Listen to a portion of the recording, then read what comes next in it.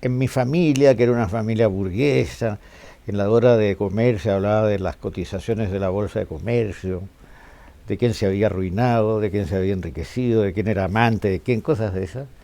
Era muy extraño que uno fuera escritor. Y entonces había un escritor en mi familia, pero era un escritor secreto, y era un escritor que se escapó de la familia, que se llamaba Joaquín Edwards, era primo hermano de mi padre. Y cuando se hablaba de él nunca se decía Joaquín, se decía el inútil de Joaquín. Y yo cuando empecé a escribir pensé, bueno, yo voy a ser el nuevo inútil, voy a seguir la línea de los inútiles. Después descubrí que había otros inútiles, ¿no? Y qué sé yo, había uno a quien le decían el azafrán Edwards, porque era muy rojo el pelo y también era un loco y medio artista. Así que bueno, fue una aventura porque fue un descubrimiento. Y lo que tiene la aventura es eso, que es el descubrimiento de nuevos mundos, ¿no? Y estos son nuevos mundos mentales, ¿no? Cuando comencé a trabajar en la diplomacia, quería ser escritor. Y después cuando me sentí más firme y más seguro como escritor, me fui de la diplomacia. Y ahora el presidente chileno, Sebastián Piñera, me ofreció ser embajador en París a conciencia de que yo soy escritor. Bueno, lo acepté por París más que por otra cosa. Le dije, no puedo resistir la tentación de París, se lo dije al presidente cuando hablamos por teléfono, y ahí estoy.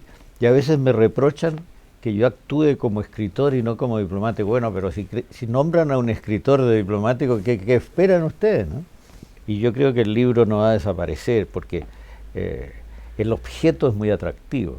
Para el que tiene interés, el objeto es fascinante, el objeto libro. Yo me acuerdo de un amigo que era un gran lector y que no era rico, esto es importante, que me decía, oye, mi pasión sería poder leer todos los libros en la edición original. Le decía, un poco cara tu pasión. Sí, es una pasión imposible, ¿ves? Pero eso existe. Así que yo creo que el libro se va a salvar, pero creo que el libro es una pasión minoritaria, y no en el sentido clasista de la expresión, porque es transversal, porque yo he conocido a una costurera muy humilde, que iba a la casa mía de mi infancia y que era una lectora maravillosa. Y he conocido a un taxista lector ahora en París, que se para en el paradero de taxi de la esquina. Así que es así, pero es una pasión de minoría, ¿no? Nunca va a ser una pasión de grandes mayorías. Hay que conquistar gente para el libro, tiene que ser así. Y eso lo tienen que hacer los editores, y los editores ahora están obsesionados en vender y en conquistar bestsellers, y es un error completo, porque los bestsellers se darán, pero lo que hay que conquistar es lectores de verdad. Y eso es posible, no es una cosa imposible. Pretendo ser un escritor artista. Trato de ser un escritor artista. Un escritor artista no es un escritor puramente informativo, no es un escritor que se propone hacer un bestseller o que hace novelas de aventura. Un escritor artista es un escritor que tiene un respeto y un amor al lenguaje. Y esto me lleva a tener respeto y tener interés por otros lenguajes estéticos, artísticos, por ejemplo el lenguaje de la música, el lenguaje de la pintura. Entonces ahora he escrito, porque en mi casa, como le digo, era un mundo burgués, pero de repente había unos locos por ahí que eran los tipos más interesantes, que se vislumbraban al comienzo. He descubierto a un artista, a un pintor de fin de semana, que existía, que era pariente de mi madre, que era muy antiguo, mayor que mi madre, digamos, y que era un personaje aparentemente ridículo, medio grotesco, medio patético, pero que al final resultó un personaje altamente dramático, porque es un personaje que al vivir en Chile no conocía la pintura, y era pintor, ingenuamente. Y de repente pudo viajar porque era pobre, no podía viajar, y se casó con una señora que lo trajo de viaje y descubrió la pintura y no pudo volver a escribir jamás, a pintar jamás. Se quedó paralizado por el conocimiento. Y yo me lo encontré en un parque de Santiago, en esa época, yo era un chico. Y él me dijo, ¿tú sabes lo que es la pintura? Bueno, no lo sé muy bien, le dije, porque aquí en Santiago, ¿qué es? Vemos reproducciones de los clásicos de la pintura en libros a veces mal hechos y todo. Me dijo, es una cosa maravillosa, estaba completamente deslumbrado. Y después supe que no había podido seguir pintando y después se murió.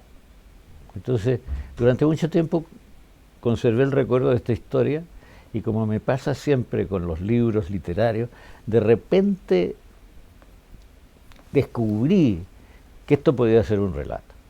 Y lo hice. Y entonces hay mucha ficción ahí, hay trampa, porque a mí me dicen que yo escribo casi novelas, porque escribo cosas muy, muy reales a veces, sacadas de la vida real, pero eso es una trampa también, porque a veces uno parece sacar algo de la vida real y es un invento. Yo digo, en mis libros menos ficticios, en mis memorias hay ficción, y en mis ficciones hay memoria. ¿Qué ha variado? A veces me pregunto yo lo mismo, ¿no? Uno es quizá un poco más maduro, quizá, no estoy seguro, ¿no? Mira las cosas, claro, con una perspectiva más amplia. A veces no toma tan en serio algunas cosas y toma mucho más en serio otras, ¿no? Y hoy día el tema de la forma literaria, de la vanguardia estética, no lo miro con la seriedad y con la obsesión con que lo miraba antes. En cambio, el tema del tiempo, el tema del ser, el tema de la muerte, lo miro con inevitable seriedad, ¿no? Pero no le puedo decir en qué ha cambiado todo, porque en la escritura de mis memorias yo me hago esa reflexión continuamente y trato de sacar conclusiones, y es muy difícil concluir. Y la tontería, decía, ¿usted sabe qué lo decía? Flaubert. La tontería consiste en querer concluir.